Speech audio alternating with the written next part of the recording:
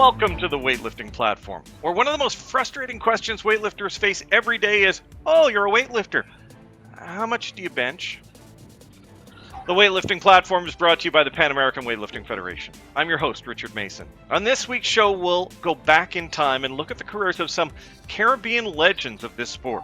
For our tip of the week, we'll stop at the Pan Am Championships in Ecuador, where Natalia Lamosa and Mireille Mendoza of Colombia outline their training days. And for our regular feature, Good to Know, the 15-kilo bar. But first, here are the headlines.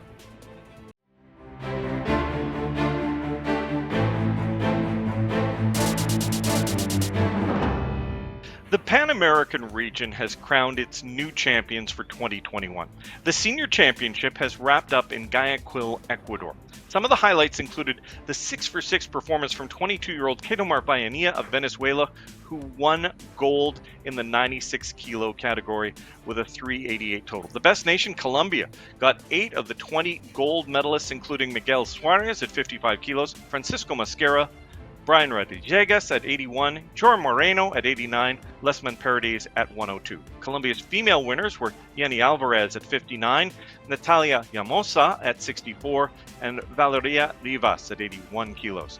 The U.S. took the top 2 spots in the 76-kilo category, with Kate and I winning gold, followed by Maddie Rogers at silver.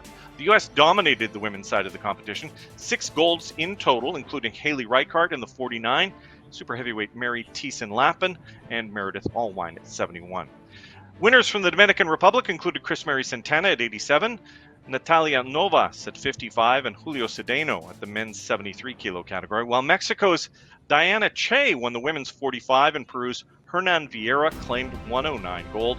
This is the second Pan American Championships in this calendar year, as the 2020 version was postponed and then held 7 months ago.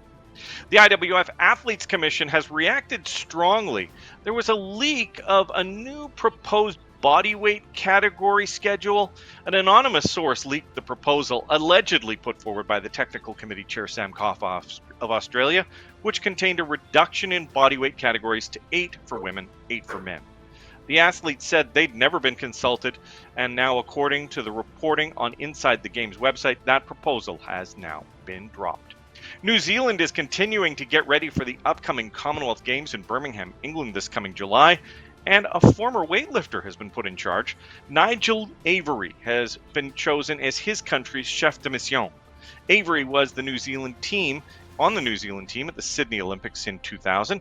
He has 3 Commonwealth Games medals, including a snatched silver from the last time the Games were held in England at Manchester 2002. The Commonwealth Games weightlifting competition will be held July 30th to August 3rd at the NEC Hall in Birmingham, England. And those are today's headlines. Now, good to know.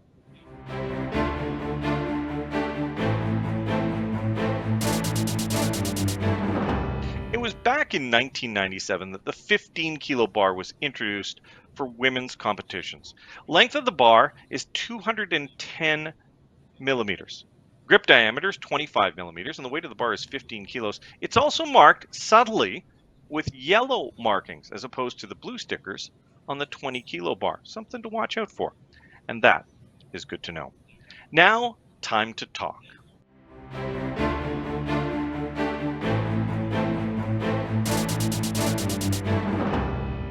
The Pan American Weightlifting Federation is recognizing its past. For the second year, a virtual Hall of Fame award ceremony will be held, and in the class of 2021, 2 athletes from Trinidad and Tobago. Joining us now to talk about the past and the future of weightlifting in that nation is the president of their national federation, Brian Lewis. Brian, welcome. We almost always start with the same question, which is, how did you get involved in weightlifting? But we're making an exception today because it's not about you, it's not about me, it's about these past heroes. First, let's talk about the process. Tell me what you know of this Hall of Fame, and how did the 2 athletes from Trinidad and Tobago fall onto their radar and get nominated? Okay, thank you very much for having me. Let me just clarify. I'm actually the president of the Trinidad and Tobago Olympic Committee and Trinidad and Tobago Commonwealth Games Association. So My the apologies. history of no, that's okay. The committee, or we call it the interim committee, responsible now for Olympic weightlifting, is led by the interim president, Stacey Cato. It comprised Nadine Khan, Anthony McCannell, and Quanish John. Um, so that's very important because a significant effort has gone on in the last decade and more involving the Trinidad and Tobago Olympic Committee at the center of it to rebuild, re-energize, revitalize weightlifting on the island. It has had a lot of ups and downs. The glory years, as you would have indicated, would have been 1948, which is very significant for us, 1952, because the country's first three Olympic medals came from weightlifting. Rodney Wilkes, 1948, when Trinidad and Tobago made its Olympic debut, the mighty midget, as Now, he was called, brought home a medal. And then perfect. 1952, Lennox Kilgore and Rodney Wilkes. So weightlifting and Rodney Wilkes and Lennox Kilgore in particular, and the sport of weightlifting, has very significant historical, emotional um, roots for the Olympic movement here on the island. Tell me about Rodney Wilkes. As a man, as an athlete, what do you know about Rodney Wilkes? Because it was many years ago. Yes, I would not have been able to have taught at that point in time, but from the history, from the reality, Rodney Wilkes in particular was an absolute icon. The challenges that he would have had to overcome back in those days with basically rudimentary equipment, having to get to the games going by boat, what he had to overcome. He really is the foundation stone because, as I said, 1948, Trinidad and Tobago making its Olympic debut, um, and Rodney Wilkes winning an Olympic medal in the featherweight division. So, you can't take away. We made that huge mark, and it has always the movement sports have always looked up to Rodney Wilkes. We have enormous respect for him. It's just unfortunate that because of those times, it was different time, difficult time, post-independence. He may not have gotten the recognition he deserved. Now, if he's the foundation stone, where does Lennox Kilgore fall in his career, in his accomplishments? Well, Lennox Kilgore, Gore as he's called, he would have, in 1952, been part of the team, and he would have medaled. Rodney Wilkes also would have medaled at the 1952 Olympic. These guys made their mark, represented the red, white, and black at Panamerican Games, Commonwealth Games. As I said, with significant dedication, determination, and patriotism. They are an absolute credit to the sport of weightlifting, the International Weightlifting Federation, the Pan Am Weightlifting Federation. As I said, it's just unfortunate. I don't think we'll have time to go through the whole history, ups and downs. It's just unfortunate that we weren't able to build upon the enormous sacrifices, blood, sweat, and tears of of um, of Rodney Wilkes and Lennox Kilgore.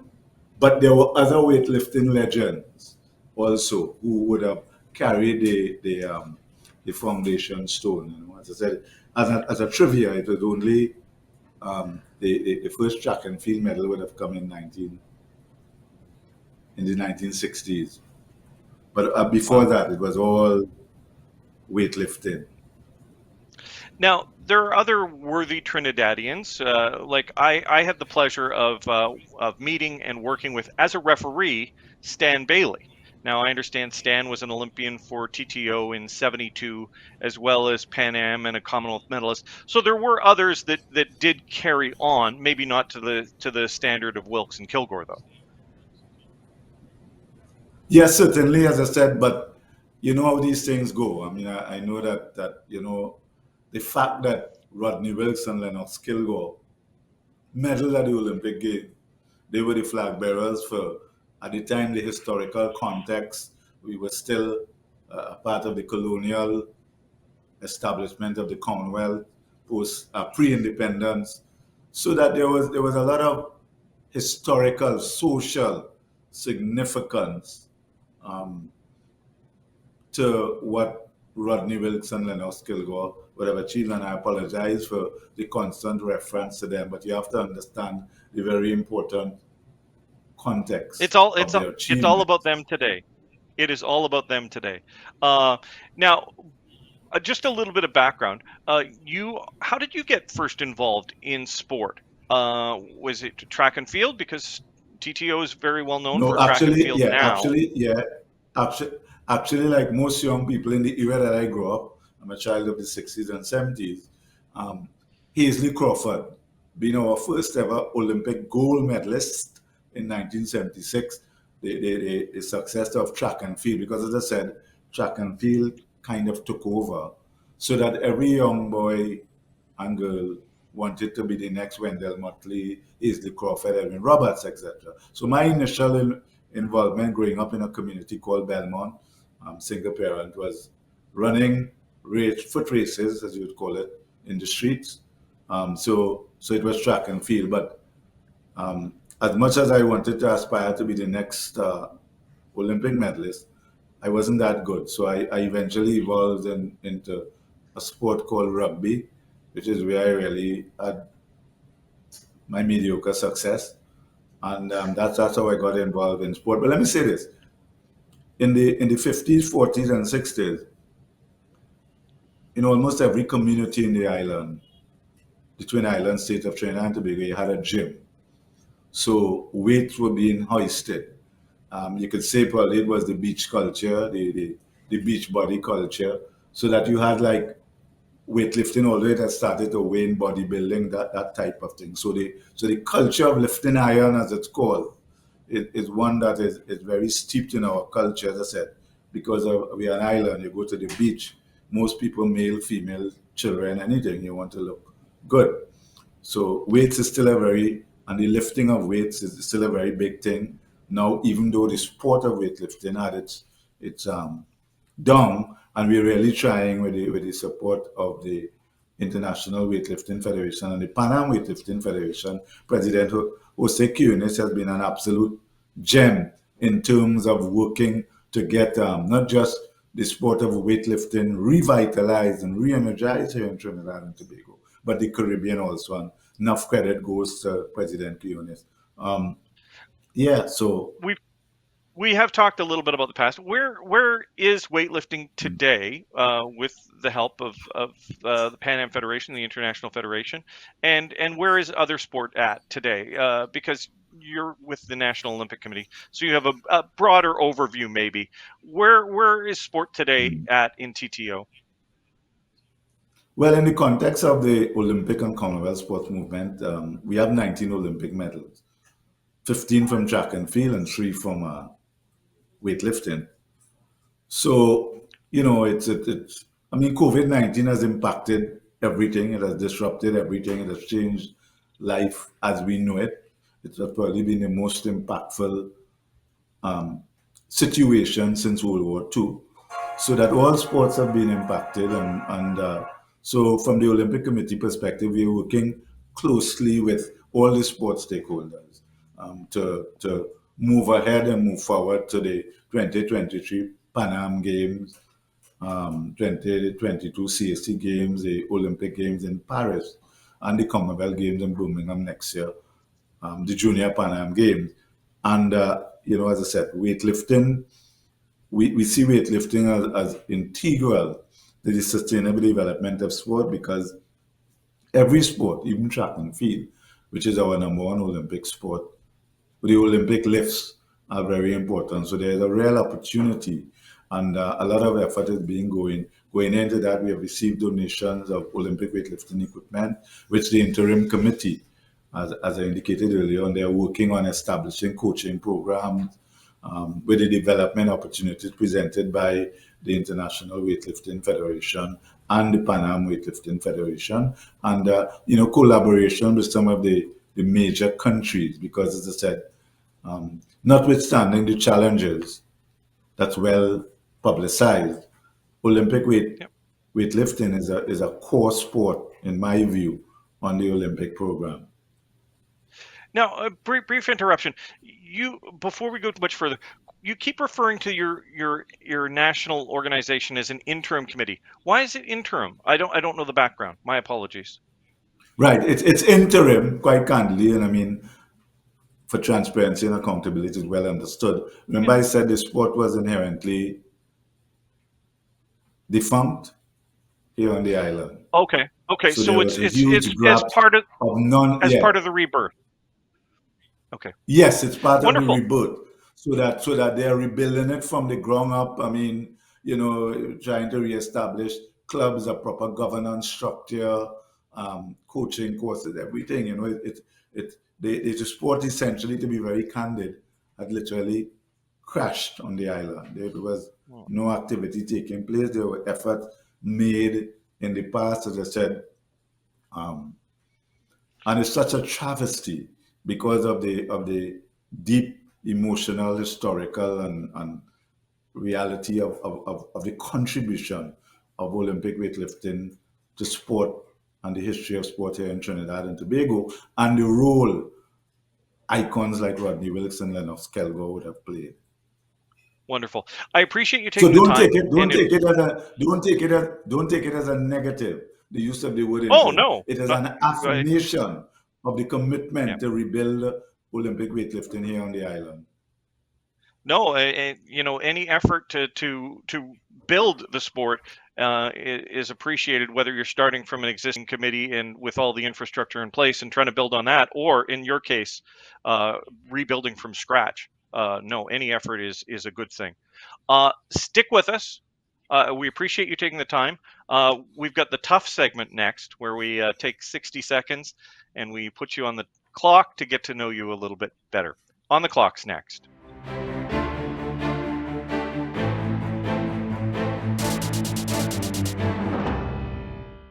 Now, you probably don't know, but every weightlifter is put on a 60-second clock for their lift, which is puts a little bit of pressure on them. So that's why we use a 60-second clock. We're going to ask you some questions to get to know you better. Some of them fun, some of them sport-related, some of them just about you. Let's see if you're ready. In 3, 2, 1. If you had to choose just one, Trinidad or Tobago? Tough choice. Trinidad or Tobago, to choose one. Trinidad. But Okay. Trinidad and Tobago. Favorite song? Favorite song? The Happiest Man on Earth, a soca song here from Trinidad and Tobago. Fantastic. Favorite athlete who is not a weightlifter? Favorite athlete who is not a weightlifter? Wow, so much to choose from. Hazy Crawford. Okay, who's faster as a kid, you or Atto Bolden? Who's faster as a kid, me or Atto Bolden? Of course, I'm faster. Of course. What did you want to be when you grew up? When I wanted to grow up as a little kid, growing up single parent, I wanted to be a fireman, a policeman, a soldier, an Olympic medalist. Everything. Sounds like every all of us. Thank you very much, Brian, for taking the time to talk to us. We very much appreciate it, and good luck with your National Olympic Committee, as well as weightlifting rebuilding. And we appreciate your efforts. Thank you. Sure, thanks a lot. Now it's time for our tip of the week.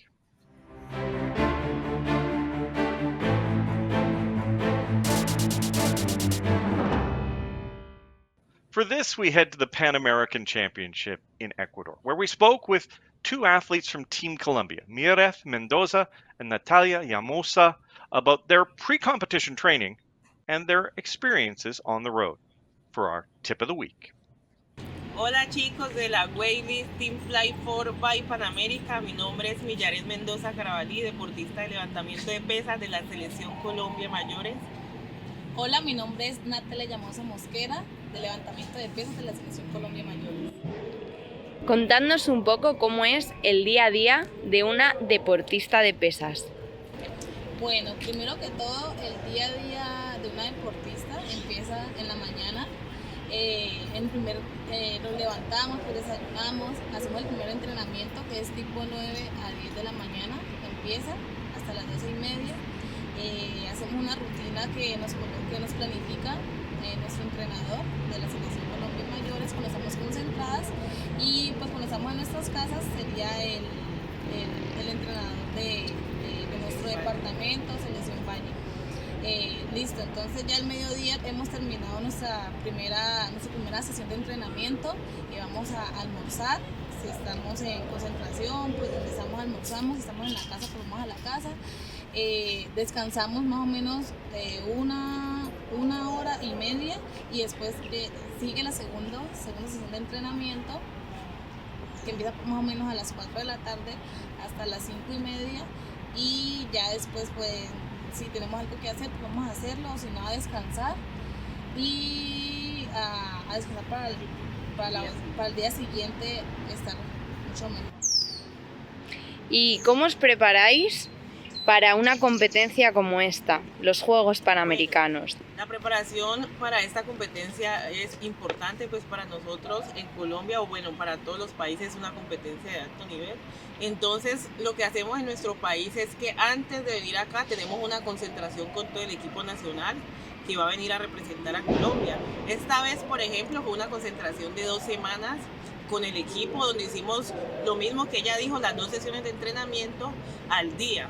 ¿Para qué? Para estar trabajando como equipo y ver cómo llegamos al Panamericano. Entonces, antes de estar acá, una preparación, primero que todo, una preparación mental, ¿no? Cada uno una preparación mental, sabiendo de que esta es una competencia muy importante. También lo que hacemos para venir acá, aparte del entreno, es prepararnos también físicamente, o sea, que no solo sea el entrenamiento, sino que fortalecer nuestro cuerpo para llegar bien a la competencia y evitar también algún tipo de lesión. Estamos entrenando todo el equipo completo 2 semanas antes de venir, una preparación con el médico, tenemos todas las personas pues que nos acompañan en el proceso para poder llegar acá. Y ya cuando estamos acá seguimos entrenando como equipo, representamos cada uno por su categoría. Lo que sí tenemos nosotros en Colombia es la disciplina. Antes de competir tenemos como el ritual de que estamos solo enfocados en eso, y podemos estar en cualquier país, y por muy bonito y hermoso que sea, siempre estamos primero enfocados en la competencia, y ya cuando competimos ahí sí pensamos en otras cosas, pero siempre metido muy en el cuento de lo que vamos a realizar en la competencia y a representar muy bien nuestro país. Muchas gracias por estar pendiente del deporte. De verdad que es algo muy lindo, que nos ayuda a conocer personas maravillosas, lugares muy bonitos, y nos ayudan a ser mejores personas, a ser disciplinados y a tener como una perspectiva diferente de la vida. Y de verdad un saludo para todos. Muchas gracias por estar pendiente del deporte colombiano, y espero que estén muy bien. Muchas gracias por escucharnos y le mandamos un beso enorme. Gracias. Thanks for joining us for this week's edition of the Weightlifting Platform, brought to you by the Pan American Weightlifting Federation. If you like what you see, please bookmark us here on YouTube. You could also like the IWF on Facebook, Instagram, and Twitter, IWFNET. I'm your host, Richard Mason. Good lifting.